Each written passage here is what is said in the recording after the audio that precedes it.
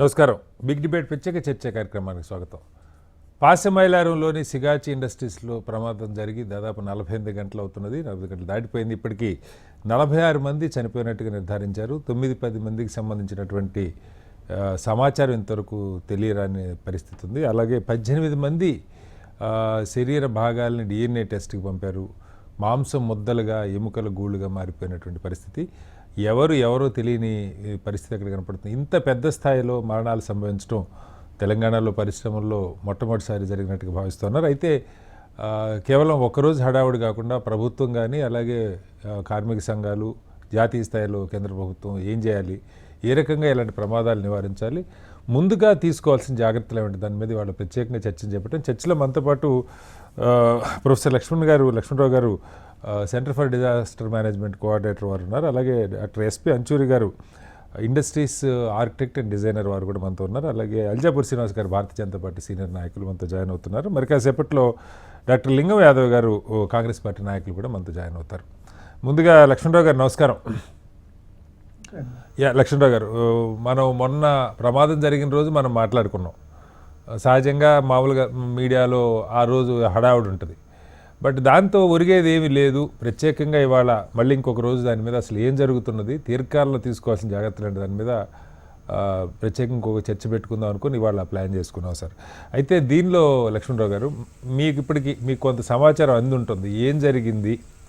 అవి ఒక వాదన వినపడుతుంది ఏంటంటే ఇన్స్పెక్టర్ ఆఫ్ ఫ్యాక్టరీస్ రెగ్యులర్గా విజిట్ చేస్తున్నారా, అలాగే ఈ డ్రైయర్స్ ఏవైతే ఉన్నాయో వాటిల్లో టెంపరేచర్ని రెగ్యులేట్ చేసేటువంటి వాల్స్, సేఫ్టీ వాల్స్ కానీ లేదంటే అవి సరిగా నిర్వహణ చేయకపోవటం వల్ల టెంపరేచర్స్ ఒక్కసారిగా పెరిగిపోయి బ్లాస్ట్ జరిగిందని.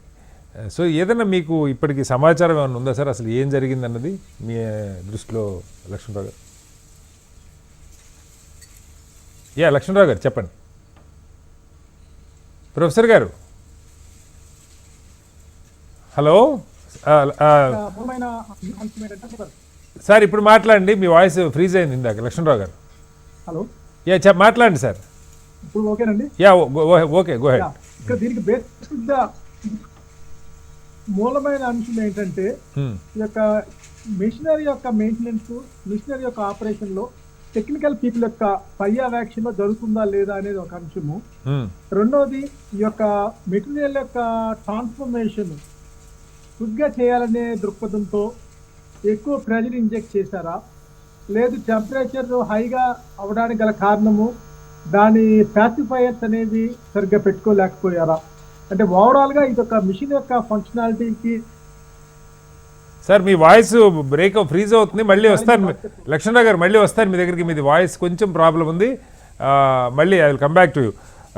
అంచూరి గారు, అంటే మీకు ఇప్పుడు ఇంకొక వాదన మనకు వినపడుతుంది ఏంటంటే డిజైన్లోనే యూజువల్గా ఇలాంటి బాయిలర్స్, రియాక్టర్స్ ఉన్న దగ్గర వీలైనంత తక్కువ మంది ఎవరైతే ఆ బాయిలర్ దగ్గర పనిచేయాలో వాళ్ళు మాత్రమే ఆ చుట్టుపక్కల ఉండేలాగా డిజైన్ చేసుకుంటారంటారు. కానీ ఈ ఫ్యాక్టరీలో ఈ ప్రొడక్షన్ రూమ్ పైనే క్వాలిటీ కంట్రోల్ రూమ్ పెట్టారు. అప్పుడే ఆ షిఫ్ట్కి సంబంధించిన మామూలుగా జనరల్ షిఫ్ట్లో ఉంటారు క్వాలిటీ కంట్రోల్ వాళ్ళు. ఉదయమే వాళ్ళు బస్ దిగి మొత్తం స్టాఫ్ అంతా కూడా లోపలికి వచ్చారు. ఒక్కసారి వాళ్ళు వచ్చిన కొన్ని నిమిషాల్లోనే బ్లాస్ట్ జరిగిందని. అలాగే దాన్ని ఆనుకొనే గెస్ట్ హౌస్ ఉంది, ఈ ప్రొడక్షన్ రూమ్ని ఆనుకొని, అలాగే స్టోర్ రూమ్ ఉంది. ఇవన్నీ ఒకదానికొకటి ఈ బాయిలర్స్, రియాక్టర్స్ లాంటి కీలకమైన ఉండే దగ్గర ఇవి ఉండొచ్చా, ఎలా అర్థం చేసుకోవాలి? నమస్తే అండి, ప్యానెల్ ఉన్న అందరికీ నమస్కారం అండ్ హెచ్ఎంటీ ప్రేక్షకులకి నమస్కారం అండి. యాక్చువల్గా ఏంటంటే అండి, ఇందులో మీరు ఒక ఇండస్ట్రీ అంటే ఒక ఇండస్ట్రీలో right from the raw material to production, తర్వాత బయటికి డిస్పాచ్ అయ్యే వరకు, ఒక స్టోరేజ్ నుంచి ప్రాసెస్ వరకు, తర్వాత మ్యాన్ పవర్ అంటే 2 థింగ్స్, అంటే కూడా మషిన్ పనిచేస్తుంది, మనుషులు పనిచేస్తారు.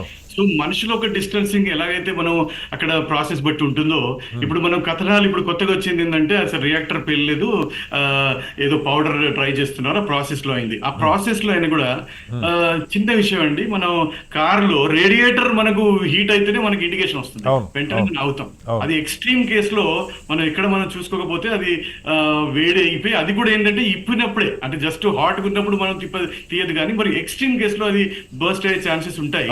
సో ఇటువంటి ఇటువంటి ప్రాసెస్ లో ఏ ప్రాసెస్ డేంజరో, ఏ ప్రాసెస్ అంటే ఇన్స్ట్రుమెంటేషన్ తో కూడిందో అది అంటే కంటైన్మెంట్ చేయాలి. అంటే జోనింగ్ ఉంటుంది ఇండస్ట్రియల్ కూడా, ఇండస్ట్రియల్ జోన్స్ లో మిగతా ప్రకారంగా జోనింగ్ ఉంటాయి, దానికి రెగ్యులేషన్స్ ఉంటాయి. పొల్యూషన్ కంట్రోల్ కానీ, ఇండస్ట్రియల్ రెగ్యులేషన్స్ కానీ, రూల్స్ కానీ అన్ని ఉన్నాయి. అయితే ఇక్కడ ఎప్పుడైతే ఇది ఈ మల్టీ అంటే మిక్స్డ్ యూజ్ అంటే మిక్స్ చేస్తారండి, ఇక్కడ మనుషులు కూడా మిక్స్డ్ ఉన్నారు, అంటే అక్కడ ట్రైన్డ్ ఉన్నారా లేదా ఒక వ్యక్తి అయితే, ఇక్కడ ప్రాసెస్ అనేది మిక్స్ అయిపోయి అంత కిచిడి లాగా ఉన్నట్టు అనిపిస్తా ఉంది. అంటే ఒకడు అంటే ఇవాళ వరకు మనకు అసలు రీజనే తెలియలా. ఇంకోటి ఏంటంటే ఏదైనా కంటైనర్ బ్లాస్ట్ కావాలంటే బయట అంటే టెంపరేచర్ పెరుగుతూనే బ్లాస్ట్ అవుతుంది. సిలిండర్ కూడా ఎప్పుడు బ్లాస్ట్ లోపల వల్ల కాదండి, అది బయట టెంపరేచర్ పెరిగితేనే ఆ సిలిండర్ ఒక బ్లాస్టింగ్ అవుతుంది. సో ఈ పర్టికులర్ కేసులో అక్కడ ఉన్న సిబ్బందులు అంత దగ్గర ఎందుకున్నారు, ఆ ప్రాసెస్ దగ్గర ఉండొద్దు. అయితే మీరు అన్నట్టు ఒక ఫ్లోర్ లో ఈ ఫెసిలిటీ, రెండో ఫ్లోర్ లో ఇంకో ఫెసిలిటీ. మన కింద మనం ఒక దగ్గర చూసాం, ఏమంటారు హలీం చేసేటప్పుడు ఆయన ఫస్ట్ ఫ్లోర్ లో అంటే గ్యాస్ అదంతా పెట్టేసాడు, పైనుంచి కింద పడి కింద మంది చాలా మంది చనిపోయారు. మల్టీ యూజ్డ్ ఫైర్, ఎక్కడైతే డిజాస్టర్ అవుతుందో, ఎక్కడైతే మన ఈ యొక్క ప్రెషరైజ్ థింగ్స్ బ్లాస్ట్ అయ్యే ఛాన్సెస్ ఉంటాయో ఆ ఒక దూరంలో ఆ ఒక ఫెసిలిటీ పెట్టాలి. మరి ఇంత పెద్ద ఇండస్ట్రీలో మరి అక్కడే ఎందుకు ఆ మల్టీ స్టోర్ లో పెట్టడం జరిగిందో, లేకపోతే ఇది మనం ఇన్వెస్టిగేషన్ అంటే కాదు సార్, ఇవి నేను మిమ్మల్ని అడుగుతుంది అంచూరి గారు. ఇప్పుడు ఇది కొత్తగా కట్టిన ఫ్యాక్టరీ కాదు, దాదాపు 40-50 ఏళ్ళ నుంచి ఉన్నటువంటి ఫ్యాక్టరీ.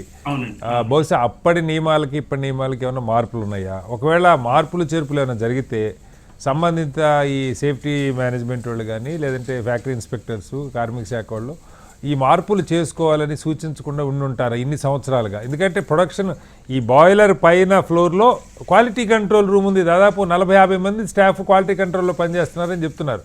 వాళ్ళు ఎక్కువ మంది చనిపోయారన్నది మనం వింటున్నటువంటి వ్యాఖ్య అంచూరి గారు.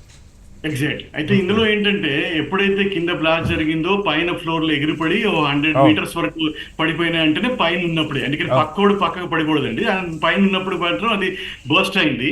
సో ఇందులో ఏంటంటే జోనింగ్ అండి, ఎక్కడ ఏది జోనింగ్ ఉంటుందో ఆ రెగ్యులేషన్ మరి ఎందుకు వీళ్ళు చూసుకోవాలి. ఇంకోటి పాతది ఉన్నా కూడా అండి, ఎప్పుడో కట్టిందిన్నా కూడా మనం అప్గ్రేడ్ చేస్తాము. అంటే ఇప్పుడు కొత్త ఎక్విప్మెంట్స్ అదే తరహా అంటే లోపల కెమికల్ ఫార్ములా మారినా కూడా సో అందులో కావాల్సిన ఇంకోటి సప్లయర్స్, అంటే ఇప్పుడు వాళ్ళు అంటున్నారు అంటే ఈ మెయింటెనెన్స్ సరిగ్గా లేదని. సో మెయింటెనెన్స్ ఎవరు చేయలేదు, అంటే ఈవెన్ సప్లై చేసిన ఎక్విప్మెంట్స్ కానీ, సప్లై చేసిన ఇన్స్ట్రుమెంటేషన్స్ కానీ, ప్రాసెస్ కానీ ఇట్స్ ఎ కంట్రోల్ యాక్చువల్లీ. అంటే అందరు కంప్యూటర్ కంట్రోల్, అందులో ఫార్మా అనేది చాలా సొఫిస్టికేటెడ్ అండి, అన్ని ఆటోమేటెడ్ ఉంటాయి. సో ఉన్నప్పుడు ఎక్కడ మెయింటెనెన్స్ లోపం ఎందుకు జరిగింది, ఓకే డిపార్ట్మెంట్ వచ్చి చూడాలి, ప్రత్యేకంగా ఆ పర్టికులర్ కేసులో అది ఉందా లేదా చూసుకోవడం, అవన్నీ అప్డేట్ చేశారా లేదా చూసుకోవడం ఒక ఎత్తు అయితే, పీరియాడికల్ మెయింటెనెన్స్ లేకుండా ఇది అంటే ప్రాథమిక సమాచారం ప్రకారంగా ఒకలాగా ఉంది. ఇప్పుడు కొత్తగా ఏంటంటే అది తోసేయడం అని కాదండి, అంటే ఇప్పుడు ఒకటో చల్తా హై, ఇప్పుడు చలాతా హై, అంటే ఎవరి మీద తోసేస్తే అలా కాదండి. అది ఇప్పుడు ప్రతి ఒక్కరు బాధ్యత ఇందులో,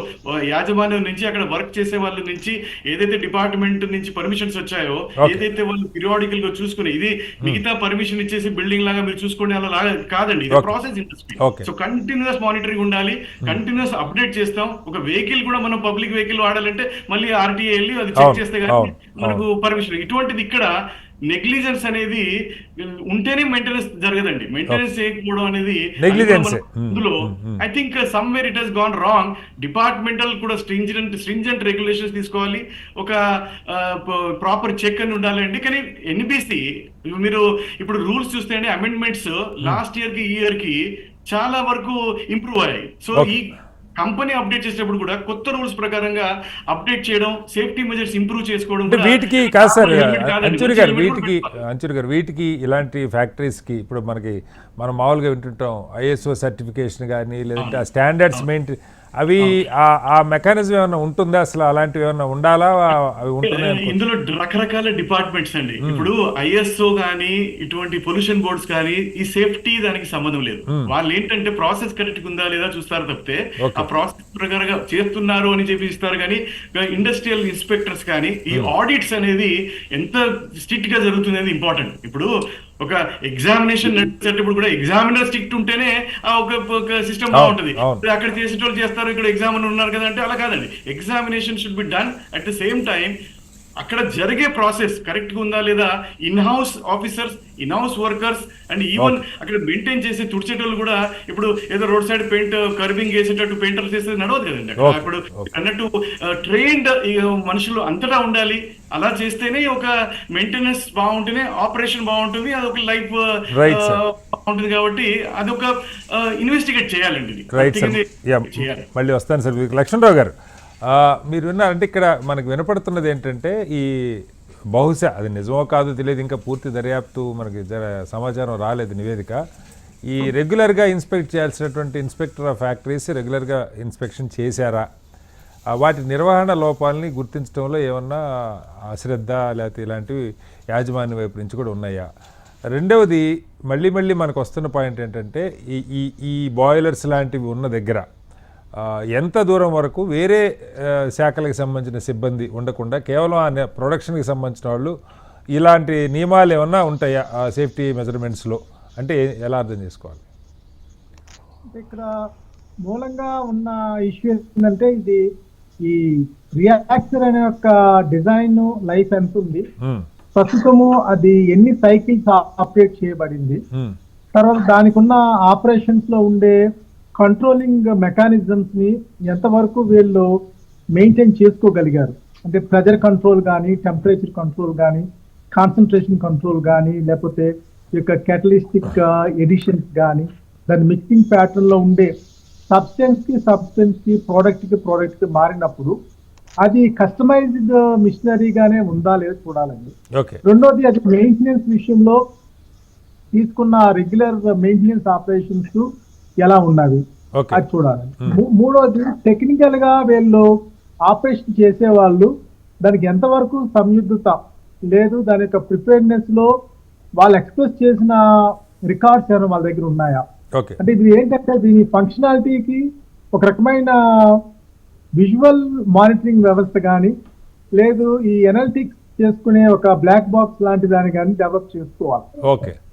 ప్రతి ఆపరేషన్ లో కూడా కొన్ని సెన్సార్స్ ఉంటాయి కాబట్టి సెన్సార్స్ లో దాని బిహేవియర్ ప్యాటర్న్ ఎలా ఉంది, అంటే టెంపరేచర్ హై కానీ, ప్రెషర్ కానీ, దాని యొక్క ఫంక్షనాలిటీ మానిటరింగ్ వ్యవస్థ వాళ్ళ దగ్గర ఉందా లేదా చెక్ చేసుకోవాలా.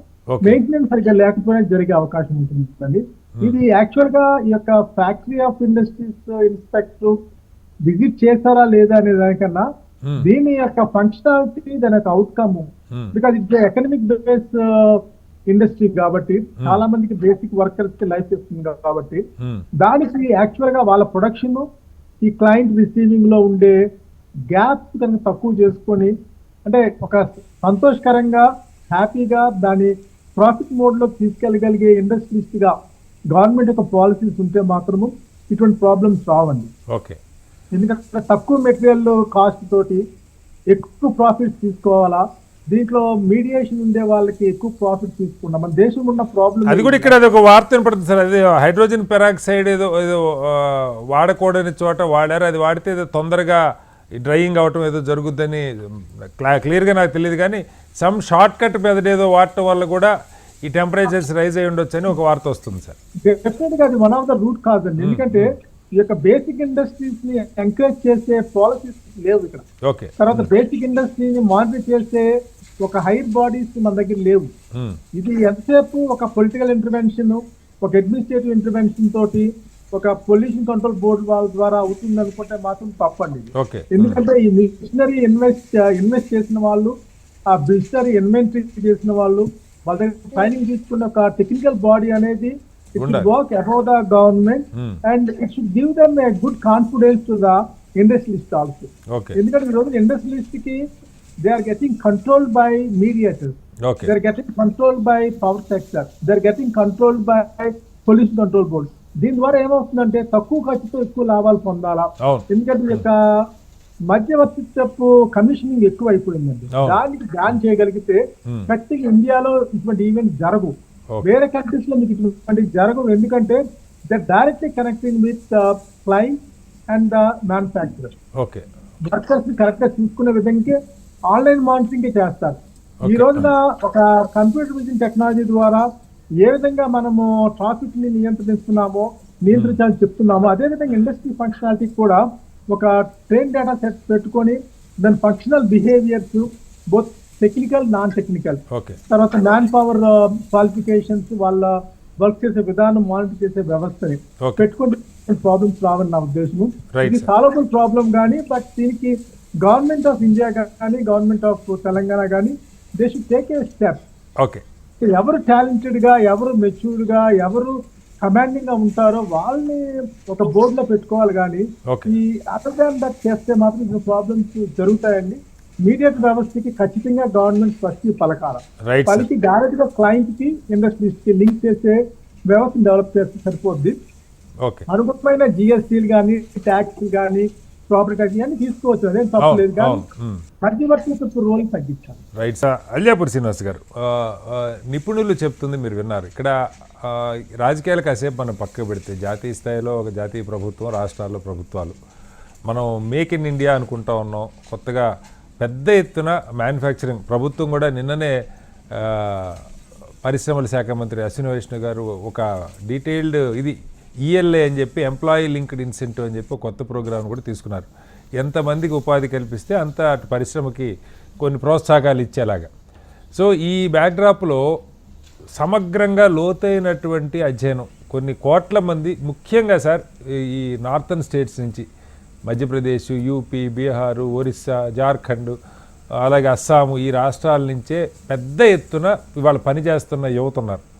మనకి తెలుగు రాష్ట్రాల్లో అంత స్థాయిలో grass root level blue collar పనుల్లో మనుషులు ఉండట్లా సమ్హౌ ఫర్ వేరియస్ రీజన్స్. వీళ్ళ ప్రాణాలు గాలిలో పెడుతున్న పని, అటు ఇండస్ట్రీలో కానీ లేకపోతే సివిల్ కన్స్ట్రక్షన్స్లో కానీ మనం ఎక్కడ చూసినా పొలం దగ్గర నుంచి పరిశ్రమల దాకా మొత్తం వాళ్ళే ఉంటా ఉన్నారు సార్. యువత, ప్రధానంగా యువత, ఎవరున్నా ఏ రాష్ట్రం వాళ్ళైనా సరే.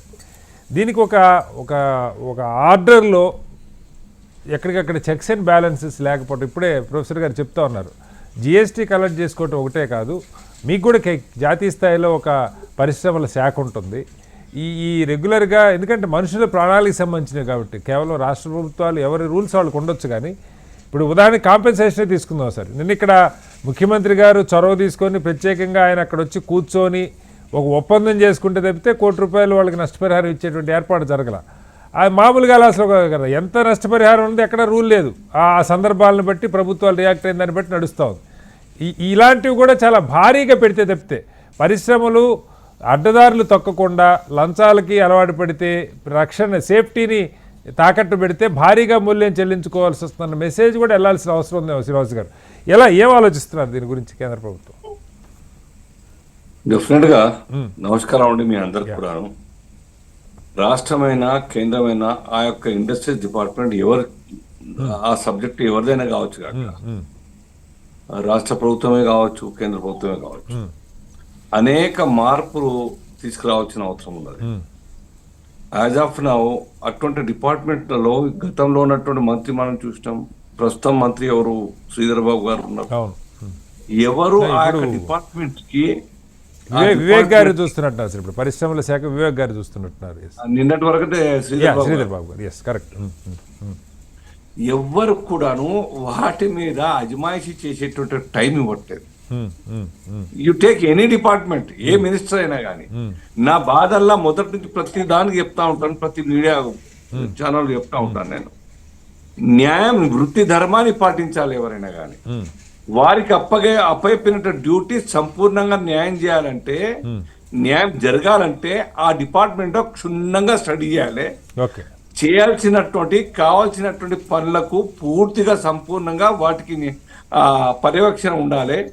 As per norms, industries norms కావచ్చు, లేకుంటే ఇతరత్ర నామ్స్ కావచ్చు, ఏ ఉన్నా కానీ చట్టరీత్యా భద్రతా ప్రమాణాలు కావచ్చు, ఇంకా అనేక అంశాలు కావచ్చు, వాటి మీద whether they are following or not అన్నది చాలా చూడాల్సిన అవసరం ఉన్నది. ఐ డోంట్ థింక్ మంత్రులు చక్కగా లేకుంటే అధికారులు అదే, అధికారుల యొక్క నిర్లక్ష్యం కారణంగా, అందరు అధికారులను చెప్పట్లేదు కానీ అధికారుల యొక్క నిర్లక్ష్యం కారణంగా యజమానులు వారి యొక్క ఎక్కువ లాభం కోసం తక్కువ ఖర్చుతో పనేలా తీసుకోవాలి. అధికారులు ఎక్కడ నిర్లక్ష్యం ఉండదు సార్, లంచాలు ఉంటాయి, అవినీతి ఉంటాయి, పొరపాటు కూడా నిర్లక్ష్యం ఉండదు సార్. నాకు అధికారులకు నాలెడ్జ్ ఉండదని కాదు, కెపాసిటీ ఉండదని కాదు, అవును, కంట్రోల్ చేసేటువంటి టాలెంట్ ఉండదని కాదు, బట్ జస్ట్ తన యొక్క నైతిక విలువల్ని పక్కన పెడితే తప్పులు చేసే అవకాశం అనేకంగా ఉంటాయి. తెలుగులో అంటారు చూడండి, చెడు చేసే అవకాశం దొరకకని మంచివాడు మిగిలిపోతాడు, చేయలేక అవకాశం దొరకక. అధికారులకు అన్ని అవకాశాలు, చెడు చేసే అవకాశాలు దొరుకుతాయి. జస్ట్ ఎంటర్ అయితే చాలా క్యాంపస్ లో గడగడలాడిపోతారు అధికారులందరూ, ఆ యజమానులందరూ కూడా. ఏ రకంగా వాళ్ళను మేనేజ్ చేసుకోవాలి, డబ్బులు ఇచ్చి నా ఖర్చు తగ్గించుకునే ప్రయత్నం చేయాలి, ఏ రకంగా వారి బారిన పడకుండా భద్రతలతోని ఖర్చుతోని తప్పించుకొని మనం సేఫ్గా నడుచుకోవాలనే ఆలోచన మేనేజ్ చేసే ప్రయత్నం చేస్తూ ఉంటాం. మీరు చూడండి, సిగాచి చిన్న విషయం కాదండి. 150 మంది సుమారుగా ఉన్నటువంటి ఆ క్యాంపస్ లో ఆ టైంలో ఇప్పటికే 50 దాకా చేరినట్టు ఒక అంచనా. వాళ్ళు 40, 36, 38 చెప్తా ఉన్నారు. బట్ యాజ్ ఆఫ్ నౌ 55 దాకా చేరినట్టు ఒక రఫ్ అంచనా. ఇంకో 10 మంది కనబడతలేరు వారి యొక్క రాజు. ఆ క్యాంపస్ జనరల్ గా సైజ్ ని బట్టి, ఏ ఇండస్ట్రీ అయినా వాటి యొక్క ప్రొడక్షన్ కెపాసిటీని బట్టి, సైజ్ ని బట్టి 2 ఎకరాల నుంచి సుమారుగా 20-25 ఎకరాల వరకు కావాలి. ప్రభుత్వాలు ల్యాండ్ ఇస్తున్నారు సార్, ఈ ప్రభుత్వాలు ల్యాండ్ ఇవ్వకుండా ఎక్కడ ఉన్నారు, వాళ్ళు ఇచ్చిందని దేనికి వాడుకున్నారు వేరే. కానీ ఎంత రేడియస్ లో, ఎంత విస్తీర్ణంలో కడతా ఉన్నారు, ఆ ల్యాండ్, మిగతా ల్యాండ్ అంతా కూడా ఏ పర్పస్ కోసం మళ్ళీ వాడుతా ఉన్నారు. మీ ఇంతకుముందు చెప్పినట్టుగా మిత్రుడు ఎస్పీ గారు చెప్పినట్టుగా ఆ యొక్క ఉంచకూడని ఆ స్టోరేజ్ దాని పక్కనే ఉండడం, ఆ భద్రతా ప్రమాణాలు ఏ రకంగా తీసుకోనికంగా బ్లాస్ట్ అయితే మొత్తంగా కూడా ఎక్కడ ఎవరు ఎస్కేప్ అయ్యే అవకాశం, ఎస్కేప్ అయ్యేటువంటి అవకాశం. Ventilation, there are 8 to 9 parameters are there. Safety measure తీసుకోవడంలో right from entry into the campus, product బయటకు వచ్చి ప్యాక్ అయి బయటకు వచ్చేంత వరకు 8-9 ఆ యొక్క మేజర్స్ ఉన్నాయి, సేఫ్టీ మేజర్స్. వాటి మీద ఏ మేరకు యాజమాన్యం జాగ్రత్తలు తీసుకుంటా ఉన్నది, వాటికి అవసరమైనటువంటి మ్యాన్ పవర్ ను రిక్రూట్ చేస్తా ఉన్నారు. రిక్రూట్ చేసినా గానీ ఆ ప్రమాణంలో రిక్రూట్ చేస్తున్నారా లేదా, రిక్రూట్ కాబట్టినటువంటి అధికారులు, ఆఫీసర్లు ఆ స్థాయి నైపుణ్యత ఉన్నదా, లేకుంటే వాళ్ళకి ఏ ట్రైనింగ్ ఇస్తా ఉన్నారు, ఇవన్నీ కూడా ఇప్పుడు ప్రమాదం జరిగింది కాబట్టి ప్రభుత్వం ఒక కమిటీ వేస్తున్నది. ఆ కమిటీ ద్వారా వచ్చిన తర్వాత ఎప్పుడో కానీ ఆ వాస్తవాలు బయటికి రావు. ఈ మధ్య ఆ రిపోర్ట్ వచ్చిన తర్వాత మళ్ళీ రాత్ గై బాత్ గై, ఎవ్వరు కూడా ఆ డిపార్ట్మెంట్ లో మార్పుల కోసం శ్రీకారం చుట్టేటువంటి ప్రయత్నం ఉండదు. ఎన్నో ప్రమాదాలు జరుగుతూ ఉంటాయి చూడండి. నేను అదే అంటున్నాను సార్, తర్వాత ఏముండదు శ్రీనివాస్ గారు. అందుకని ఇవాళ ప్రత్యేకంగా మేము 3వ రోజు కూడా చర్చ పెడుతున్న కారణం ఏంటంటే, ఇదేదో ఆ రోజు మీడియా హడావిడి అన్నట్టు కాకుండా కాస్త లోతుగా వెళ్దామన్న ఉద్దేశంతో వాళ్ళు తీసుకున్నాం ఈ అంశాన్ని మళ్ళా. అయితే నా పాయింట్ ఏంటంటే శ్రీనివాస్ గారు, ఇక్కడ ఇప్పుడు రాష్ట్ర ప్రభుత్వం, కొన్ని కేంద్ర ప్రభుత్వ చట్టాలు ఉంటాయి, కొన్ని రాష్ట్ర ప్రభుత్వ చట్టాలు ఉంటాయి. కేంద్రంలో ఒక పరిశ్రమల శాఖ ఉన్నది, రాష్ట్రంలో ఏదో పెట్టుబడులు తేటం, పరిశ్రమలు పెట్టామని కాకుండా వాటి నిర్వహణ, అలాగే కార్మిక శాఖ, జాతీయ స్థాయిలో కార్మిక శాఖ ఉంది, రాష్ట్రంలో కార్మిక శాఖ ఉంటుంది.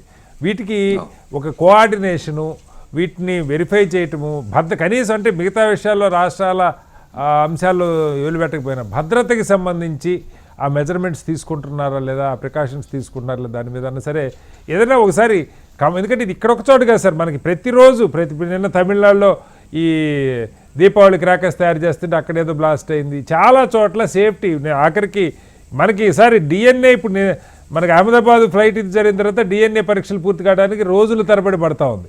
ఇక్కడ కూడా ఇప్పుడు ఎన్ని రోజులు పడుతుంది, 18 మంది శాంపుల్స్ డిఎన్ఏకి టెస్టింగ్కి వెళ్ళి. సో అక్కడి నుంచి మొదలు పెడితే అనేక అంశాలు భద్రతకి సంబంధించి మనం ఇంప్రూవ్ చేసుకోవాల్సినవి, ఒక కోఆర్డినేషన్ కావాల్సినవి చాలా కనపడుతుంది శ్రీనివాస్ గారు. వాటి గురించి మీరు మాట్లాడే ముందు ఒకసారి మళ్ళీ చెప్పండి. కటారి గారు, ఇట్లా చాలా పారామీటర్స్ ఉన్నాయి, వాటికి టచ్ చేయడానికి కూడా టచ్ చేయరు. నేను కొన్ని దేశాలు తిరిగాను, కొన్ని ఇండస్ట్రీస్ కూడా తిరిగాను సార్.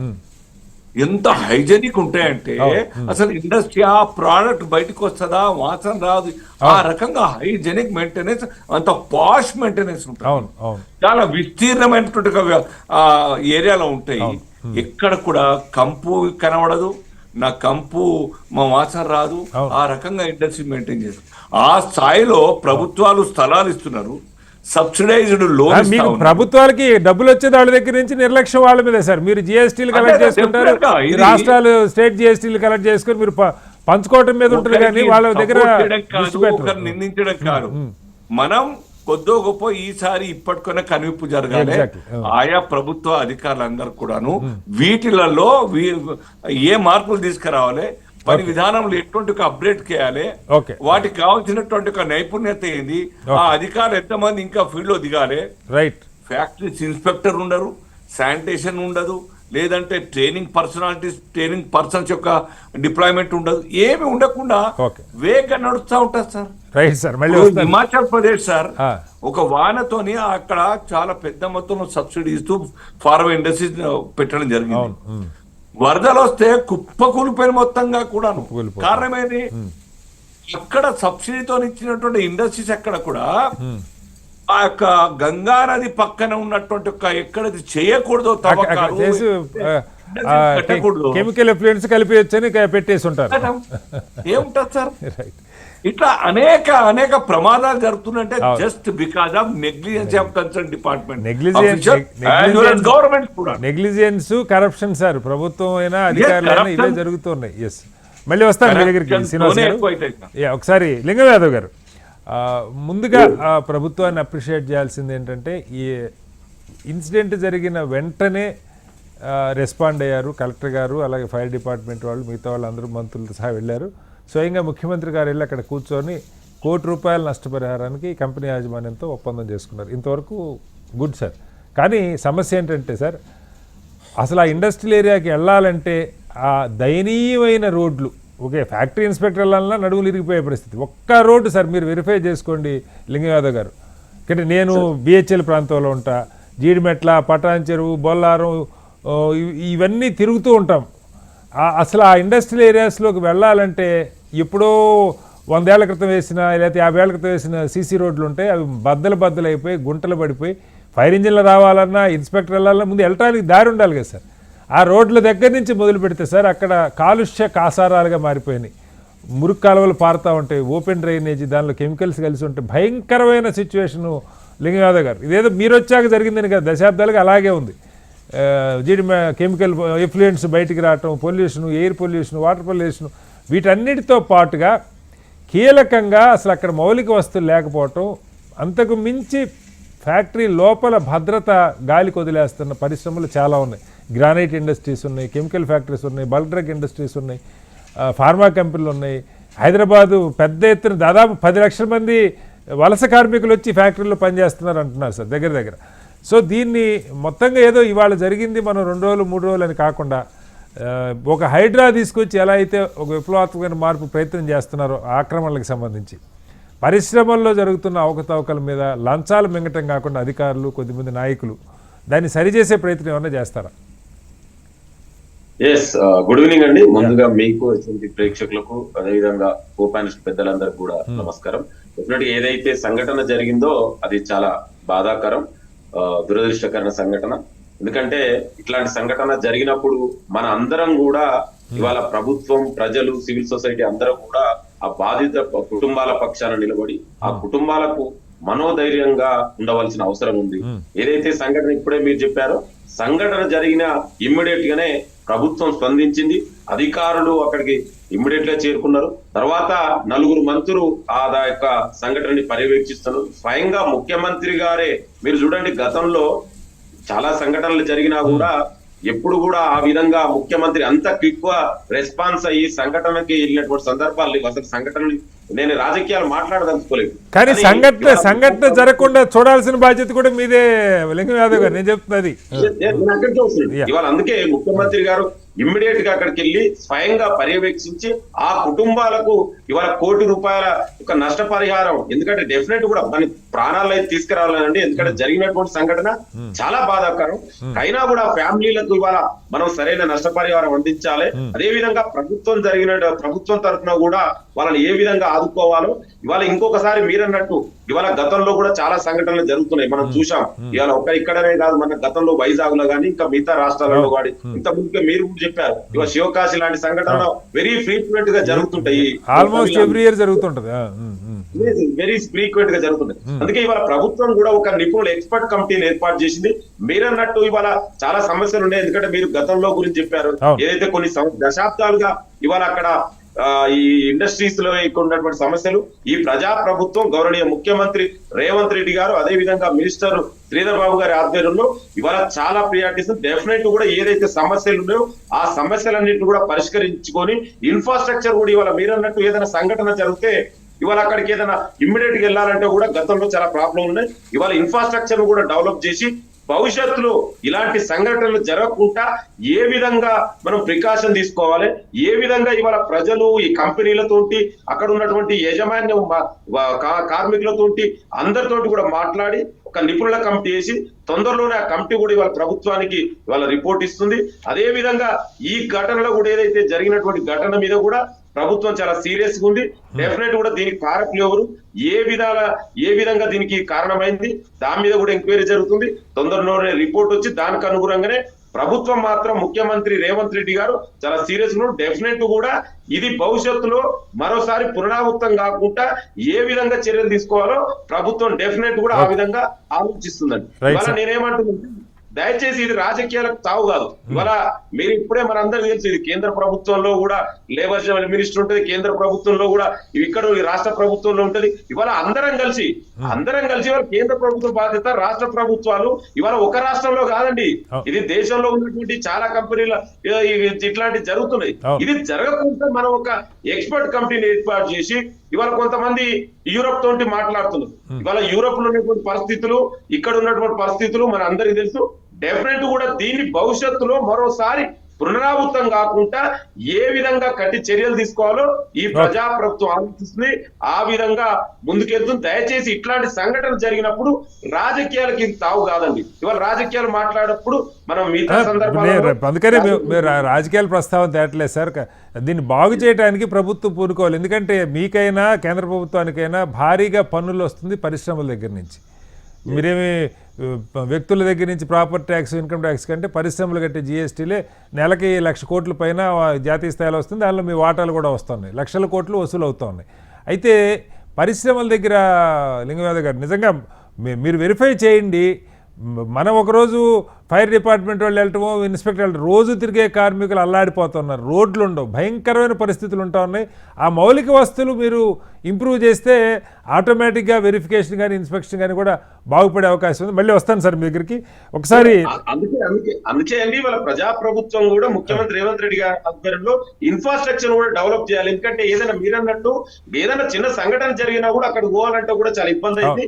ఇవాళ ప్రభుత్వం అన్నిటి కూడా ఆలోచించి భవిష్యత్తులో వాళ్ళంతా ఎక్స్పర్ట్ కమిటీని కూడా ఏర్పాటు చేసిరండి. ఆ కమిటీ కూడా రిపోర్ట్ వస్తుంది, దానికి అనుగుణంగానే తొందరలో ఇంకా భవిష్యత్తులో ఏ విధంగా చేయాలి, ఇంకా మెరుగైన సదుపాయాలు కల్పించి ఇట్లాంటి సంఘటనలు జరగకుండా ప్రభుత్వం కృషి చేస్తుందండి. Right sir. ఒకసారి లక్ష్మణరావు గారు, ఇక్కడ ఇంకొక అంశం కీలకమైన ఇది ఏంటంటే ఈ స్ట్రక్చర్స్ మనం ఈ కంటైనింగ్ జోన్ అంటారా దాన్ని ఏమంటారో పక్క పెడితే అవన్నీ కాంక్రీట్తో కట్టిన, మనం ఆ విజువల్స్ కూడా మనం చూస్తుంటే మొత్తం కుప్పలు పడిపోయినాయి సార్. బహుశా మరి ఐరన్ స్ట్రక్చర్స్ లేదంటే వుడెన్ స్ట్రక్చర్స్ కొన్ని చోట్ల నేను వ్యక్తిగతంగా కూడా చూశాను పరిశ్రమల్లో. ఫస్ట్ ఫ్లోర్ ఉంటే అది వుడెన్ ఫ్లోరింగ్ లాగా ఉంటుంది, అంటే హీట్ తక్కువ ఉంటుంది, లైట్ వెయిట్ ఉంటుంది, మేబీ సేఫ్టీ కూడా ఒక పాయింట్ ఏమో. ఐరన్ గడ్డర్స్ పైన వుడెన్ లాంటివి వేసుకుంటారు. బట్ ఇక్కడ అలా కాకుండా మొత్తం భారీగా సిమెంటు, ఇటుక, ఫ్లై యాష్ బ్రిక్స్ వాడి కట్టినట్టుగా మనకు కనపడుతూ ఉంది. ఇవి కూడా మీద పట్టడం వల్ల కూడా భారీగా చనిపోయారు. పైనుంచి వచ్చి కూలింది, వాళ్ళు పడ్డారు. ఆ పైన 3 అంతస్తుల బిల్డింగ్ ఉంది.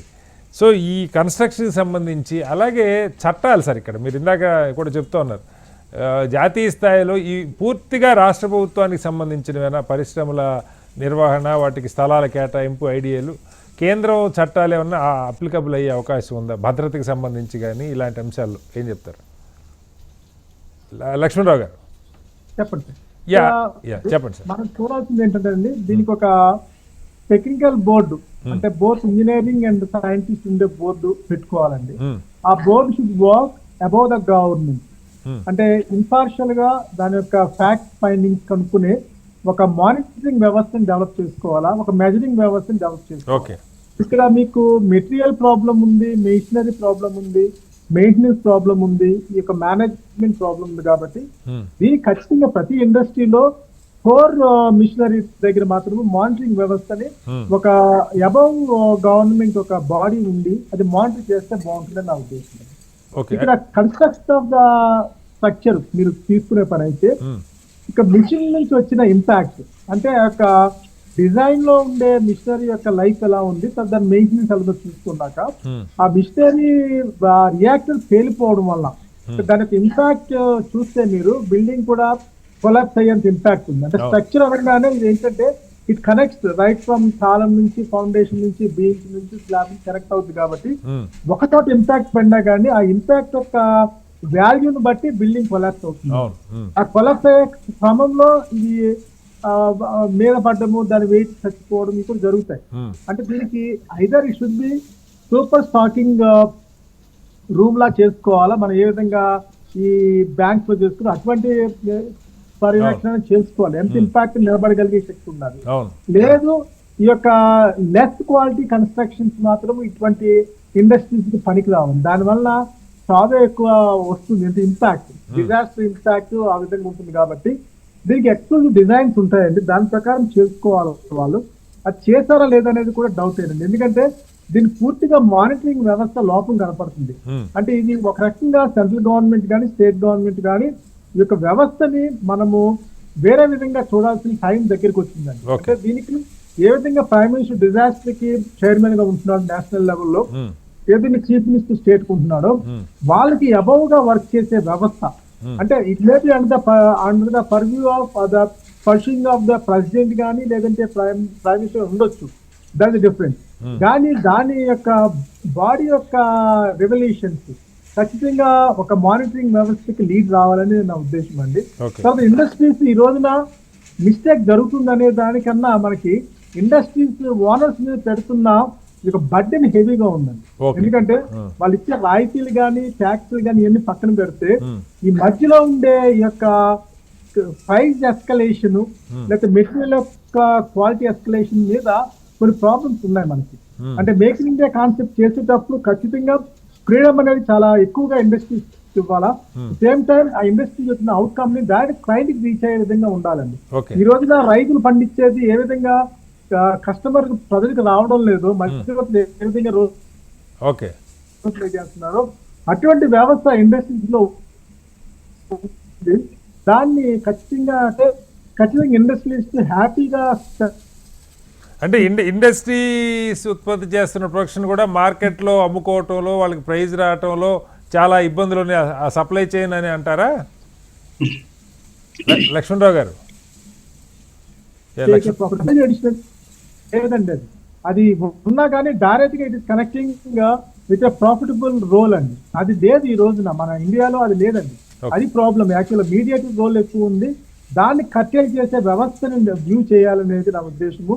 ఖచ్చితంగా దీనికి ఒక సైంటిఫిక్ అండ్ ఇంజనీరింగ్ బోర్డ్ అనేది which should work directly under the disaster monitoring వ్యవస్థ పెట్టుకోవాలా. ప్రతి ఇండస్ట్రీకి ఈ రోజున మనకున్న technologies, it can be non destructive, it can be scanners, it can be computer vision, image process ఉంటాయి. కాబట్టి మెయిన్ మిషనరీ ఫంక్షనాలిటీలో ఖచ్చితంగా దీని యొక్క రోల్ మానిటర్ చేసే వ్యవస్థ ఈ బోర్డుకి ఇవ్వాలి. ఇచ్చినప్పుడు ఖచ్చితంగా ఇండస్ట్రీ ఓనర్ బాగా సంతోషపడతాడు, తన యొక్క ట్రాన్స్పరెన్సీ బయటపడుద్ది, తర్వాత వర్కర్స్ ఎవరెవరు ఇన్వాల్వ్ అవుతున్నారు వాళ్ళ టెక్నికల్ క్వాలిఫికేషన్ బయటపడుద్ది, ఎన్ని సైకిల్స్ ఆపరేట్ చేస్తారు అది బయటపడుద్ది, మిషనరీ యొక్క డిజైన్ యొక్క లైఫ్, డిజైన్ యొక్క కంటెంట్స్ అవి బయటకు వస్తాయి. వీటన్నిటిని బేస్ పెట్టుకున్నప్పుడు దాని కింద వ్యవస్థలో ఈ state government central government work చేస్తే గానీ ఇండస్ట్రియల్ గ్రోత్ అనేది రాదండి దేశంలో. రావాలి అంటే అటానమస్ స్టేటస్ ఇవ్వాలి. లక్ష్మణరావు గారు, అట్లాగే ఇప్పుడు ఇక్కడ మనకి చూస్తే దాదాపు 150 మంది దాకా ఉన్నారు. అందులో ఓ 30 మంది క్వాలిటీ కంట్రోల్, మిగతా వాళ్ళు కొంత ప్రొడక్షను, వీళ్ళు కాక సరే అడిషనల్గా కొంత ఎక్స్ట్రా పని ఉందని అవుట్ సోర్సింగ్ కార్మికులు తెచ్చారు. అసలు వాళ్ళు ఎవరో కూడా తెలియలే, కనీసం వాళ్ళ పేర్లు ఎక్కడ రిజిస్టర్ అయ్యకూడలేవు. వాళ్ళ మొబైల్ ఫోన్స్ ఒక రూమ్లో ఉన్నాయని చెప్పి చెప్తా ఉన్నారు. మామూలు రెగ్యులర్ ఎంప్లాయీస్ అయితే మొబైల్ లోపలికి తీసుకెళ్ళొచ్చు, కంప్లీట్గా ఆ రోజు లేదా 4-5 రోజుల పనికి వచ్చే కాంట్రాక్ట్ ఉద్యోగులు ఈ ఫోన్స్ అన్ని ఒక చోట పెట్టిస్తారని ఆ ఫోన్స్ దొరికినాయి. అంటే కంపెనీస్లో ఏదైనా లేబర్ వర్క్ ఉంటే బయట నుంచి తీసుకోవటం ఓకే, కానీ రెగ్యులర్గా పనిచేస్తున్న మిషనరీస్ దగ్గర వేరియస్ లెవెల్స్లో పనిచేస్తున్న వాళ్ళకి క్వాలిఫికేషన్స్ కానీ, వాళ్ళకి రెగ్యులర్గా ఫ్రీక్వెంట్ ట్రైనింగ్స్ కానీ, అప్గ్రేడేషన్ ఆఫ్ స్కిల్స్ కానీ, అసలు ఇవి ఏమన్నా జరుగుతున్నాయా, వాటిని పర్యవేక్షిస్తా ఉన్నారా? ఇది పూర్తిగా జరగడం లేదండి, పూర్తిగా జరగడం లేదు. ఎందుకంటే ఇక్కడ స్కిల్ లేబర్ కానీ, స్కిల్డ్ ఆఫీసర్స్ కానీ, స్కిల్ ట్రైన్ పీపుల్ కానీ, స్కిల్డ్ అప్గ్రేడింగ్ పర్సన్స్ కానీ ఆ ఫ్రేమ్ లో వర్క్ జరగడం లేదండి. ఎందుకంటే వాళ్ళు రిజిస్టర్డ్ ఎంప్లాయీస్ అవుతారు, వాళ్ళకి ఇచ్చే శాలరీస్, వాళ్ళకి ఇచ్చే స్కేల్స్ అన్ని ఉంటాయి. అవన్నీ కూడా ఈ అవుట్ సోర్సింగ్ ప్రక్రియలో ఏ విధంగా గవర్నమెంట్ తగ్గిస్తుందో మ్యాన్ పవర్ ని, టెక్నికల్ పీపుల్ ని, రిక్రూట్మెంట్ లేకుండా అదే విధంగా ఇండస్ట్రీ కూడా ఫాలో అవుతుందండి. అది చాలా మిస్టేక్ అవుతుంది. అది ఖచ్చితంగా దాని నుంచి బయటికి రావాలండి. ఎందుకంటే ఇండస్ట్రీ గ్రోత్ ఉంటేనే దేశం యొక్క గ్రోత్ ఉంటుంది. కాబట్టి ఖచ్చితంగా స్కిల్ లేబర్ కి స్కేల్ ఆఫ్ పే ఇవ్వడం కానీ, లేదంటే వాళ్ళని మానిటర్ చేసే వ్యవస్థ, ట్రాన్స్పరెంట్ గా ఉండే వ్యవస్థ, ఖచ్చితంగా స్కిల్ ఉండాలి, ఎక్స్పీరియన్స్ ఉండాలి. ఒక మిషన్ మీద ఒక 10 ఏళ్ల పాటు పనిచేస్తే ఎక్స్పీరియన్స్తో ఆయనకి చిన్న చిన్న లోపాలు కూడా అర్థం అవుతాయి. వాళ్ళకి స్కిల్తో పాటు ఎక్స్పీరియన్స్ కూడా ఉండాలి. ఆ జనరేషన్ లేదండి ఇప్పుడు. ఈ రోజున మీకు అన్ని చోట్ల కూడా గమనించండి, ఈ అవుట్ సోర్సింగ్ కాన్సెప్ట్ లో అసలు క్వాలిటీ లేని, లేదు ఎక్స్పోజర్ లేని, ఎక్స్పీరియన్స్ లేని వాళ్ళ ద్వారా మేజర్ వర్క్ చేసేస్తున్నారు. ఎక్కడ మీరు చూసుకుంటే ఈ సైన్ పాయింట్ వాళ్ళందరిలో కూడా మీరు చూసుకుంటే మీరు డివైడ్ చేసి చూడండి, ఎంతమంది రెగ్యులర్ ఎంప్లాయీస్ ఉన్నారు, ఎంతమంది నాన్ రెగ్యులర్ ఎంప్లాయీస్ ఉన్నారు, ఎంతమంది టెక్నికల్ ఉన్నారు, ఎంతమంది నాన్ టెక్నికల్ ఉన్నారు, ఎంతమంది క్వాలిఫైడ్ ఉన్నారు, ఎంతమంది నాన్ క్వాలిఫైడ్ చూస్తే దాన్ని బట్టి చూసి మీకు అర్థమైపోతుంది. అంటే ఇక్కడ ఇష్యూ ఏంటంటే I'm not finding fault with the industry owner, but I'm finding fault with the industry policy rendering by the government both of state and central అండి. ఖచ్చితంగా దీనికి ఒక బాడీ పెట్టుకోవాలా, which should work under the jurisdiction of the chief justice కానీ, లేదంటే president of India కానీ, prime minister కానీ, లేదా చీఫ్ మినిస్టర్ కానీ ఆ పర్యవేక్షణ జరగాల. ఖచ్చితంగా వాళ్ళు majority of opinion K value ఇవ్వాలి. ప్రైమ్ గారు చెప్పారని చెప్పి లొంగితే ఇటువంటి ప్రాబ్లమ్స్ జరుగుతాయి సార్. మళ్ళీ వస్తాను సార్ మీ దగ్గరికి. అంచూరి గారు, ఇక్కడ అంటే మనకి ఏదైతే ఒక ఇల్లు కట్టుకుంటే ఫ్లోర్ ప్లాన్ ఉంటుందో అలా ఇండస్ట్రీస్కి సంబంధించి కూడా అలాంటి ఫ్లోర్ ప్లాన్స్ కానీ, లేదు ఏది ఎక్కడ ఉందన్నది చూసుకునే పరిస్థితి కానీ, వాటి పర్యవేక్షణ కానీ, అలాగే నిర్మాణాలు వేటితో చేయాలి, ఈ ఐరన్ గడ్డర్స్ వాడాలా, లేకపోతే కాంక్రీట్ వాడచ్చా, వుడెన్ స్ట్రక్చర్స్, ఈ ముఖ్యంగా ఫైర్ జరిగే దగ్గర లైట్ వెయిట్ ఉండేలాంటివి, ఇవి అసలు అక్కడ ఏమన్నా మీకు ఆ డెబ్రిస్ అవన్నీ పడిపోయిన స్ట్రక్చర్స్ అవి చూస్తుంటే మీకేమనిపిస్తారు యాజ్ అ డిజైనర్? యాక్చువల్గా ఏంటంటే అండి, ఇప్పుడు జరిగిన సంభాషణలో మనం చూస్తుంటే మనం ఫ్లేమ్ వచ్చినప్పుడే బ్లేమ్ చేయడం, లేకపోతే ఈ స్ట్రక్చరల్ సిస్టమ్ పడిపోతే ఆ స్ట్రక్చర్ బాగుంటుంది అనడం అనేది ఒక ఎత్తు అయితే, మనం 2 రోజుల నుంచి ఏ డిపార్ట్మెంట్ రెస్పాన్సిబుల్, ఈయన రెస్పాన్సిబుల్, ఆయన రెస్పాన్సిబుల్ అంటున్నాం. కానీ ఒక జస్ట్ కాసేపట్లో నుంచి అంటే సెకండ్స్ లో చెప్తానండి, ఒక 6 డిపార్ట్మెంట్స్ ఉంటాయండి. అది మనం బ్లేమ్ గేమ్ కాకుండా ఇప్పుడు రెస్పాన్సిబిలిటీస్ ఎవరిది ఉంటుంది, ఆ రెస్పాన్సిబిలిటీ ఏజెన్సీ ఎవరు ఉంటుందో చూసుకోవాలి మనం. అందులో ఏంటంటే ఫ్యాక్టరీ లెవెల్ సేఫ్టీ చూసేది director of factories and labour department, వాళ్ళు స్టేట్ అండర్ వస్తారండి. దాని తర్వాత బిల్డింగ్స్ అండ్ స్ట్రక్చరల్ సిస్టమ్ అనేది మున్సిపల్ ప్లానింగ్ కానీ, ఒక NBC rules and regulations, NBC అనేది సెంట్రలైజ్డ్ ఉంటుంది, బట్ టౌన్ ప్లానింగ్ అనేది ఆ లోకల్ ఎక్కడైతే మనం పర్మిషన్ ఇస్తారో వాళ్ళు ఉంటుంది. ఫైర్ సేఫ్టీ సిస్టమ్ మాత్రం ఈ ఫైర్ సర్వీస్ డిపార్ట్మెంట్ వాళ్ళు మళ్ళీ స్టేట్ దే ఉంటుంది. తర్వాత ఇంకోటి ఉంది ఎక్స్ప్లోజివ్స్ అండ్ ఈ ఏదైతే మనం ఫ్లేమేబుల్ అంటే ఎక్కడైతే రిస్క్ ఎక్కువ ఉంటుందో అక్కడ పెసో అని ఒకటి ఉంటుంది, అంటే petroleum and explosive safety department అని ఒకటి ఉంటుంది. ఎన్వైరన్మెంటల్ రిస్క్ అంటే ఎక్కడైతే కెమికల్స్ అవన్నీ ఉంటాయో అక్కడ పొల్యూషన్ బోర్డు ఒకటి ఉంటుంది. అండ్ ఫైనల్ గా labour department for labour and this thing. అయితే ఇక్కడ ఏంటంటే మీరు ఇందాక మనం చెప్పినట్టు ఒక్కరికొకరు లింక్ ఉండదండి. మనం లింక్ ఉండాల్సిన అవసరం ఉంది కదా. ఇప్పుడు రోడ్ వేసినా కూడా ఒక రోజు రోడ్ వేస్తే మన కాలనీలో రోడ్ వేస్తూనే జిహెచ్ఎంసీ రోడ్ వేస్తాడు, రెండో రోజు వాటర్ బోర్డు వాటర్ వర్క్స్ వాళ్ళు వచ్చి పగల కొడతారు. అవుతాడు, నాలుగోడు కేబుల్ అవుతాడు. అది ఇంటిగ్రేషన్ లేదండి, Exactly. మంచి point. కాన్సెప్టే లేదు. అయితే ఈ ఒక్క డిపార్ట్మెంట్ కి ఇంకో డిపార్ట్మెంట్ చెప్పిన ఆ డిపార్ట్మెంట్ లో కూడా ఫైర్ డిపార్ట్మెంట్ కి పొల్యూషన్ డిపార్ట్మెంట్ కి తర్వాత ఇంకో డిపార్ట్మెంట్ కి అంటే ఒకరికొకరు ఇంటర్లింక్ లేదు. ఇంకోటి ఈ మధ్యన ఏంటంటే single window immediately is of working అంటున్నారు కానీ ఈజీగా డివైడ్ చేస్తారు. Is of business, is of working గొడవ వచ్చింది. Is of business, is of okay, అది మంచిదే, ఒక కరప్షన్ కి తగ్గడానికి ఆ లెవెల్లో పనికి వస్తుంది కావచ్చు. కానీ ఇంప్లిమెంటేషన్ మాత్రం మీరు అన్నట్టు హైడ్రా లాగా ఏదో ఇండస్ట్రీస్ కి ఇందిరా అనేది ఎగి రావాలి. సో నేననేది ఇది ఖచ్చితంగా ఈ structural system depends on the type of work అండి, ఫంక్షనాలిటీ. ఇందాక అన్నట్టు వుడెన్ స్ట్రక్చరా లేకపోతే డెక్ స్లాబ్స్ లా ఫైర్ ప్రూఫ్ మెటీరియల్ వాడి. ఇప్పుడు బ్రిక్స్ ఉంటాయి, అంటే బాయిలర్స్ లో లైనింగ్ లో మనం ఫైర్ బ్రిక్స్ వాడతాం, ఎందుకంటే దానికి ఒక ఇమీడియట్లీ ఫైర్ అంటది కాబట్టి ఫైర్ లో. సో అక్కడ రెసిస్టెన్స్ బట్టి ఉంటదండి. బట్ ప్రత్యేకంగా మనం చూసుకోవాల్సింది ఏంటంటే ప్రతి డిపార్ట్మెంట్ ఒక క్రాస్ అంటే ఇంటర్ డిసిప్లినరీ ట్రాన్స్ డిసిప్లినరీ కాన్సెప్ట్స్ తోటి ఒకరికొకరు మీటింగ్ పెట్టుకోవడం, ఈ కమిటీ మీటింగ్లలో ఇది అయిపోయిన తర్వాత ఇలా కాకుండా ఎవరిది ఏ బాధ్యత ఉందో, ఎందుకు ఇలా జరగట్లేదో అది ఒక ఇంటిగ్రేటెడ్ సిస్టమ్ గా ఉంటేనే అవుతుంది. కానీ ఐసోలేటెడ్ గా చేస్తే మాత్రం ఇటువంటి నేను చూసి వచ్చాను కదా అనేది వాళ్ళు చూస్తారు. కానీ మరి మిగతా డిపార్ట్మెంట్ కూడా చూసుకోవాలి. ఐ మీన్ ఇప్పుడు రోడ్ డిపార్ట్మెంట్ ఎంత ఇంపార్టెంటో, government I mean pollution department అంతే ఇంపార్టెంట్, ఫైర్ డిపార్ట్మెంట్ అంతే ఇంపార్టెంట్, ఇప్పుడు ఎలక్ట్రికల్ డిపార్ట్మెంట్ అంతే ఇంపార్టెంట్. అన్నిటి మీద ఆడిట్ అండ్ మాక్ డ్రిల్. ఇంకోటి ఎవరైతే వాళ్ళు ఇందులో వర్క్ చేస్తారో వాళ్ళు కూడా కొంచెం అలర్ట్ గా ఉండాలండి. ఇటువంటి రిస్కీ కానీ ఎటువంటి దానిలో ఉన్నప్పుడు కొంచెం మనం జాగ్రత్తగా చూసుకోవాల్సిందే. అంటే వాళ్ళు ఏం చేయాలి సార్? ఇప్పుడు నేను అంటున్నది ఇక్కడ ఇది మెయింటెనెన్స్ జరగట్లేదని అక్కడ ఉండే ఒక చిన్న ఎంప్లాయీకి తెలుస్తుంది, ఈ 4 నెలలు అయింది ఎవడు పట్టించుకోవట్లేదు, దాన్ని చేయట్లేదు, ఎవరికి చెప్పాలి? చెప్తే వండిస్తారా? అది కూడా సమస్యలు ఉన్నాయి కదా వాళ్ళకి.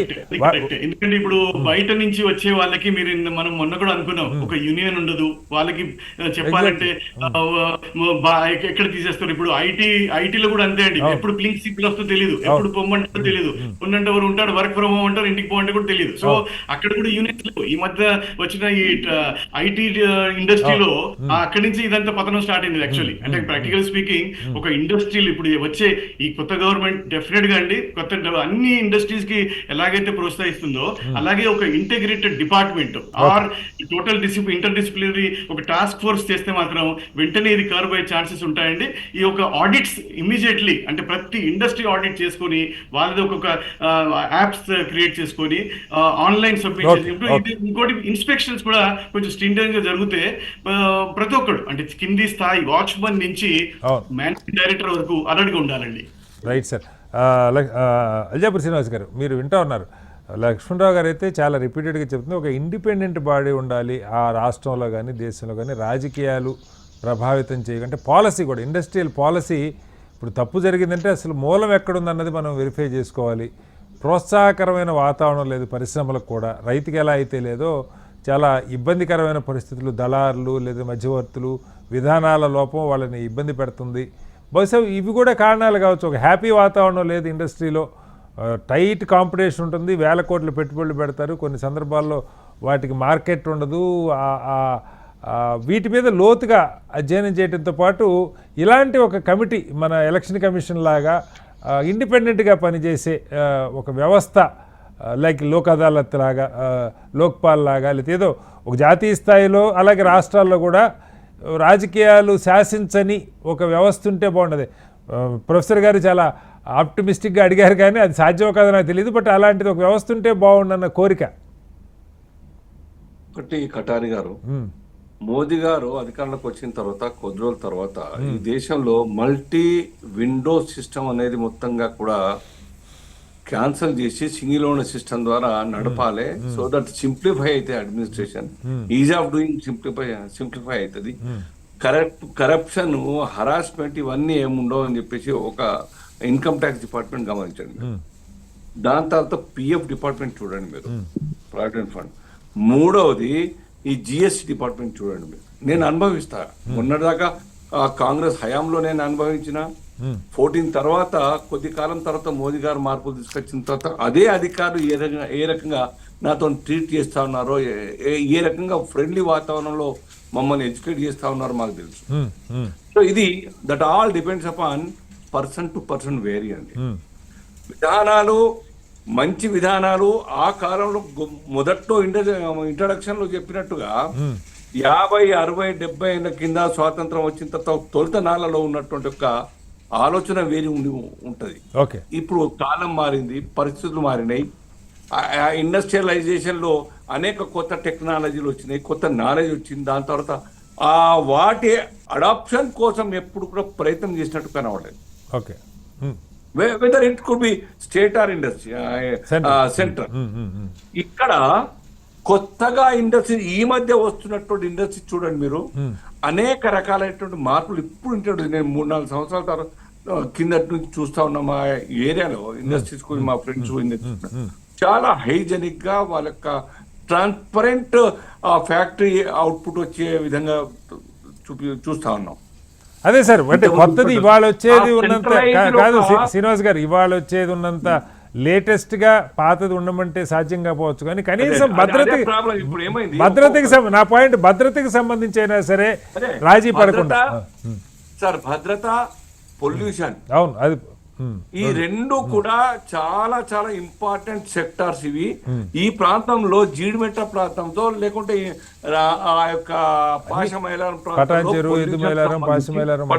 అందరికి నోటీసులు ఇచ్చినారు సార్.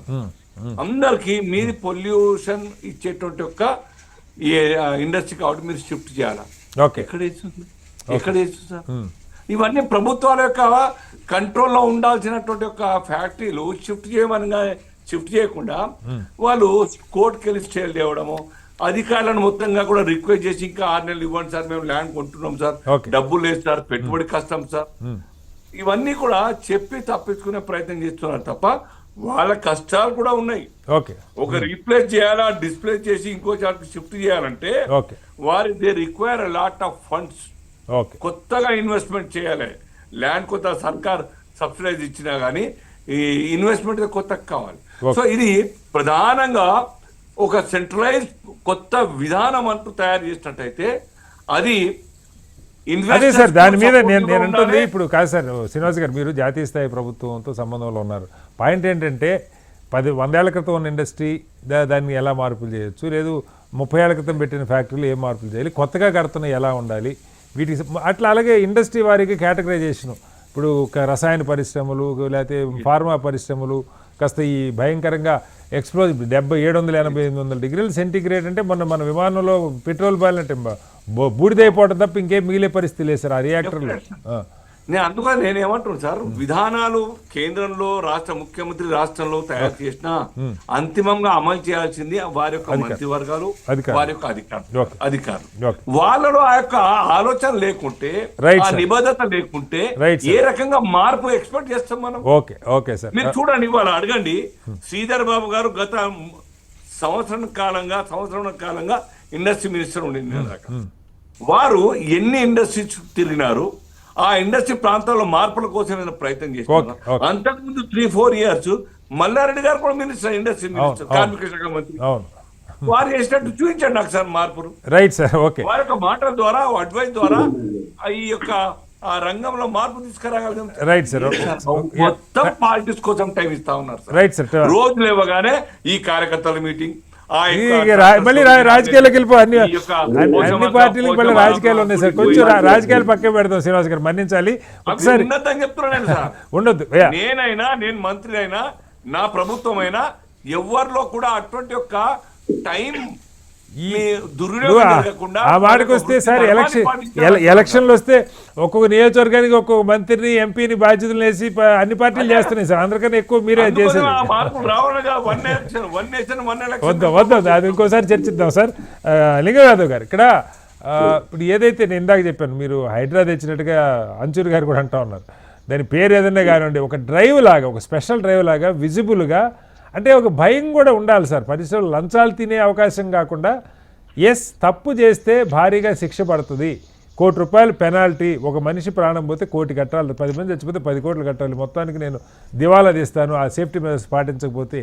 ఏ చిన్న ప్రమాదం జరిగినా ప్రాణం పోతే సంగతి కాదు, అసలు ముందు ప్రమాదంకి అవకాశం ఉన్నా కూడా భారీగా పనిష్మెంట్లు ఉంటాయి, జరిమానాలు ఉంటాయి అన్న వాతావరణం కల్పించకపోతే, అలాగే ఒక మంచి ఎంకరేజింగ్ పాలసీ కూడా, ఇదేదో మళ్ళీ వాళ్ళని భయపెట్టి లంచాలు మింగటానికి కాకుండా ఒకవైపు వాళ్ళని ఎంకరేజ్ చేస్తూనే లోపాలను సరిచేస్తూ మౌలిక వసతులు కల్పిస్తూ ఇంప్రూవ్మెంట్కి ఏం చేస్తారు? డెఫినెట్ గా అండి, మీరు చెప్పినట్టు డెఫినెట్ గా ఇవాళ ప్రభుత్వం నిన్ననే ముఖ్యమంత్రి రేవంత్ రెడ్డి గారు కూడా నీ ఎక్స్పర్ట్ కమిటీని ఇవాళ కాన్స్టిట్యూట్ చేశారు. డెఫినెట్ గా దాంతో పాటు మీరైతే ఏదైతే అన్నారో ఇవాళ గతంలో ఇవాళ ఏ విధంగా అయితే ఇవాళ ప్రభుత్వం హైడ్రా లాంటి వ్యవస్థను ఏర్పాటు చేసి ఇవాళ చాలా సమస్యలను పరిష్కరిస్తుందో, అదే విధంగా ఇవాళ ఇండస్ట్రీస్ కూడా డెఫినెట్ కూడా ఇవాళ ముఖ్యమంత్రి గారు ఆలోచిస్తూ తొందరలోనే హైడ్రా లాంటి వ్యవస్థను కూడా ఏర్పాటు చేసి డెఫినెట్ కూడా ఏదైతే ఇవాళ వ్యవస్థలో ఉన్నటువంటి లేబర్ గానీ, డిజాస్టర్ గానీ, అదే పీసీబీ గానీ ఇవన్నిటిని కూడా కలిసి పనిచేసి ఒక ఎక్స్పర్ట్ కమిటీ కూడా ఏర్పాటు చేసి తొందరలోనే ఇట్లాంటి మరొకసారి ఇట్లాంటి ఘటన పునరావృతం కాకుండా డెఫినెట్ కూడా ప్రభుత్వం ఆ విధంగా ఇందాక మన అల్జాపూర్ గారు ఒక మాట్లాడిగారు. సరే, శ్రీధర్ బాబు గారు ఇప్పుడు దానికి మంత్రి కాదు. ఇప్పుడు వివేక్ గారు అయితే కార్మిక రంగంతో పూర్తి అనుబంధం, ఆయన పారిశ్రామికవేత్త. కనీసం ఇలాంటి వాళ్ళైనా బాధ్యత తీసుకొని మనకు ఉన్న పరిశ్రమలు ప్రధానంగా హైదరాబాద్ చుట్టూతే సార్ ఒక 15 రోజులు 20 రోజులు టైం పెట్టుకుంటే చాలా కింద స్థాయికి దాకా వెళ్ళి చూడటానికి కూడా అవకాశం ఉంటుంది. నెలల తరబడి కూడా ఒక్క రౌండ్ మంత్రి గారు తిరుగుతున్నారంటే అలర్ట్ అయిపోయి సరి చేసుకుంటారు ప్రాబ్లమ్స్. ఆ దిశగా ఏమైనా ప్రయత్నం చేస్తారు, ఒక స్పెషల్ డ్రైవ్ లాగా? డెఫినెట్ గా ఇవాళ అల్జాపూర్ శ్రీనివాస్ గారు బీజేపీ నాయకుడు మాట్లాడినట్టు నేను ఆ విధంగా మాట్లాడదలుచుకోవడం ఒక విజ్ఞులుగా ఒక అర్థవంతమైనటువంటి చర్చ జరుగుతుంది. ఆ విధంగా ఇవాళ బీజేపీ నాయకులు కేంద్ర ప్రభుత్వం నుండి ఇండస్ట్రీ మినిస్టర్ ఎన్ని ఇండస్ట్రీస్ తిరిగి ఎక్కడ పోయిందని ఇప్పుడు విమర్శకు చేయదలుచుకోలేదు. అది ఆయన విజ్ఞకే వదిలేస్తున్నా. డెఫినెట్ కూడా ఇవాళ మన మినిస్టర్ గారు ఏదైతే ఉన్నారో శ్రీధర్ బాబు గారు ఇవాళ చాలా ఇవాళ కావాలంటే ఎవిడెన్స్ మీకు పంపిస్తాయి. ఇండస్ట్రీ తిరిగి ఏ విధంగా ఇవాళ ఇట్లాంటి వాళ్ళతోటి చర్చలు జరిపి ఇంకా వాళ్ళకి మెరుగైనటువంటి సదుపాయాలు కార్మికులకు కానీ అదే విధంగా అక్కడ ఉన్నటువంటి వ్యక్తులకు అందించడం కోసం ఇవాళ ముఖ్యమంత్రి మంత్రులు నిరంతరం ఇవాళ పనిచేస్తున్నారు. మరి బహుశా ఆయన కనబడకుంటే రాజకీయాలు వదిలేద్దాం సార్ పాయింట్. ఈ కమిటీ ఇప్పుడు ఎక్స్పర్ట్ కమిటీ వేశారు. ఎన్ని రోజుల్లో దాని నివేదిక ఆశించవచ్చు, మార్పులు ఎప్పటికి ఆశించవచ్చు లింగం యాదవ్ గారు? డెఫినెట్ గా అండి, ఇవాళ ఎక్స్పర్ట్ కమిటీ అనేది ఇప్పుడు మనం కాదు కదండి. ఇప్పుడు మీరు జర్నలిజం ఎక్స్పర్ట్, నేను ఒక అకాడమిషియన్. ఇవాళ ఏదైతే ఇవాళ కంపెనీలో ఎక్స్పర్ట్ కమిటీలతో వేసారు, తొందరలోనే కమిటీ రిపోర్ట్ వస్తుంది. డెఫినెట్ గా నేను మళ్ళొకసారి కూడా డెఫినెట్ గా చెప్తున్నాను, పునరావృతం కాకుండా ఆ కమిటీ రిపోర్ట్ ఇచ్చిన తర్వాత డెఫినెట్ కూడా కఠిన చర్యలు తీసుకుంటది. అదేవిధంగా ఇవాళ ప్రో ఇండస్ట్రీ పాలసీ కూడా అండి, దాని అర్థం ఎక్కడ కూడా ఇండస్ట్రీస్ కి ఏదో వ్యతిరేకంగానే అట్లా డెఫినెట్ కూడా అందరూ ఇవాళ కార్మికులకు, అటు యజమానులకు, ప్రజలకు అన్ని కలుపుకొని తెలంగాణ రాష్ట్రాన్ని దేశంలోనే ఒక ఆదర్శవంతంగా రాష్ట్రంగా తీర్చిదిద్దడం కోసమే ముఖ్యమంత్రి మంత్రులు పనిచేస్తున్నారు. ఈ విషయాలలో కూడా శ్రీధర్ బాబు ఎన్ని పంపించడం నుంచి నీ లిస్టు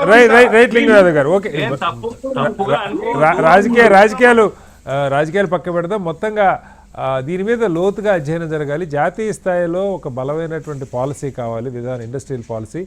దాని ఇంప్లిమెంటేషన్కి, దాన్ని ఎగ్జిక్యూట్ చేయడానికి రాజకీయాలకు సంబంధం లేని రాజకీయాలకు అతీతంగా ఒక బలమైన వ్యవస్థ కావాలి. ఆ వ్యవస్థని రాజకీయాలు శాసించే పరిస్థితి ఉండకూడదు అన్నది ఒకటైతే, ప్రభుత్వాలకి పెద్ద ఎత్తున ఆదాయం కల్పిస్తున్నది పరిశ్రమలు. ఆ పరిశ్రమల వాడలు భయానకంగా మురికి కూపాలుగా, కాలుష్య కాసారాలుగా ఉంటున్నాయి.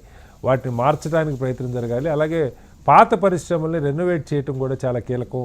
కొత్తగా వస్తున్నవి లేటెస్ట్ స్టాండర్డ్స్ ఎలా మెయింటైన్ చేయాలో, పాత పరిశ్రమలు కాలానుగుణంగా మార్పుల మీ విషయంలో రాజీ పడకుండా, లంచాలకి ఆశపడకుండా వాటిని తిరిగి సరిచేయాల్సిన అవసరం, రెగ్యులర్ నిర్వహణ, సంబంధిత శాఖల్లో సరిపడా అధికారులు కీలకంగా, అలాగే అక్కడ ఉన్న సిబ్బందికి సరైన శిక్షణ, క్వాలిఫైడ్ ట్రైన్డ్ సిబ్బంది ఉండటం కూడా ప్రభుత్వాలు చూసుకోవాలి. ఎవరి ప్రాణాలని గాలిలో పెట్టి నష్టపరిహారం ఇచ్చినంత మాత్రం సరిపోదు. సమస్య జరిగిన తర్వాత సహాయక చర్యల కంటే సమస్య జరగకుండా చూడటం చాలా కీలకం. ఆ దిశగా అటు జాతీయ స్థాయిలో ప్రభుత్వం, రాష్ట్రాల్లో అడుగులు వేయాలని కోరుకుందాం. చర్చలో పాల్గొన్న అల్జాపూర్ శ్రీనివాస్ గారికి, లక్ష్మణరావు గారికి, అలాగే అంచూరి గారికి, లింగం యాదవ్ గారికి ధన్యవాదాలు. ఇది వాళ్ళ బిగ్ డిబేట్. మరొస్తే మళ్ళీ కలుద్దాం. అందరికీ నమస్కారం. సెలవు.